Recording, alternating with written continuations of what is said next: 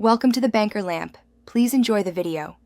You start by acting now, open settings and confirm whether iCloud Photos is on. This matters because deletion syncs across devices. Once done, open Photos, select the images you want removed and tap Delete. Do not stop there. Next, navigate to Albums and open Recently Deleted. Those files still exist for 30 days. Make sure to select them and choose Delete All to begin permanent removal. This step prevents simple recovery from the built-in trash. Once you've cleared recently deleted locally, move to the cloud. Sign into iCloud. Open Photos, find the same items and delete them there so they're removed server-side. Make sure other Apple devices logged into the same Apple ID reflect the deletion. If not, turn off photo syncing temporarily to avoid rootload.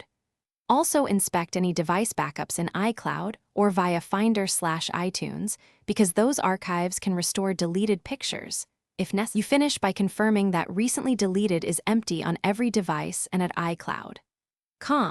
Allow time for sync to complete over Wi-Fi.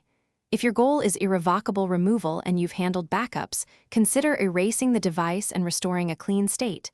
Settings, General, Transfer, or Reset, erase all content. If things go wrong, make sure iCloud storage is accessible, check your network, and inspect old backups that might reintroduce the photos.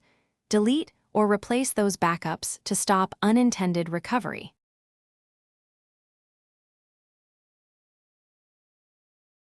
Thanks for watching. If this was helpful, leave a like and consider subscribing. See you next time.